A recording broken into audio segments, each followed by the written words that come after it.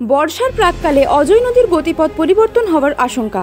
জয়দেবের কেন্দুরি থেকে ইলামবাজার পর্যন্ত অজয় নদীর কূলে নদীর গতিপথ অবরুদ্ধ করে দাপিয়ে চাষ করছেন কৃষকরা।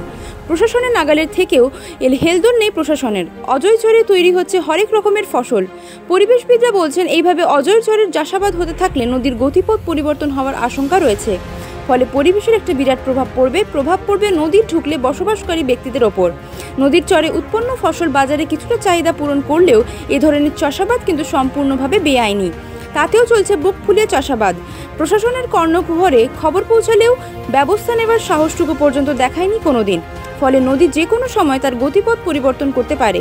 বীরভূমের বিভিন্ন জায়গায় নদীর মধ্যে বৈধ অবৈধভাবে বালি ওঠার ফলে মাটির বেরিয়ে গিয়েছে সেই সমস্ত জায়গার ফসল ফলাতে চাষিরা ব্যস্ত।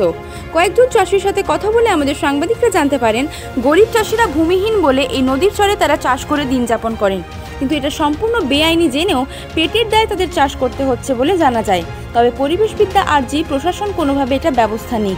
জয়দেবের কেন্দুরি থেকে মোহাম্মদ ফিরোজের রিপোর্ট, নিউজ 24 ঘন্টা।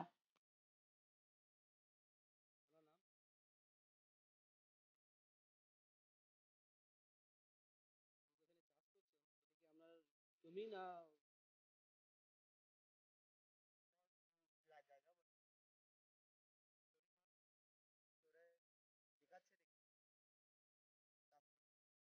ফসলের দাম এখন করতে যাচ্ছি, ন্যায্য মূল্য পাচ্ছি না, সারের দাম বেশি, পোষাইছে না, চারি সংসারটা চালাতে হয় এর মধ্যে।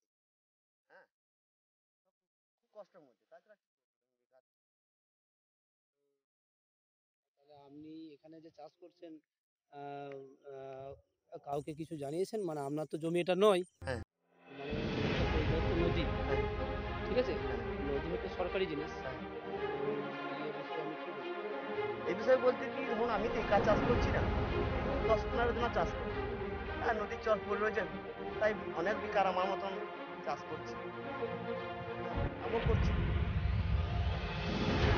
করতে হবে তাই, কি করবো? কাজে কি করবো? না করতে গেলে সময় দিতে হবে। ভুলে গেলাম তো কথা হলো। হ্যাঁ, আমি গরিব মানুষ, নেহাত গরিব, কষ্টের মধ্যেই আমার দিন চলে।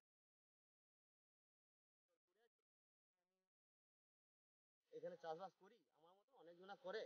এবারে যখন সরকার যদি হস্তক্ষেপ করতে চায়, তো আমি অনায়াসে ছেড়ে দেবো। সবাই যদি ছেড়ে দেয়, তখন তো আমার আর কিছু করার নাই। তখন সরকার যেটা ভালো বুঝে সেটাই করবে।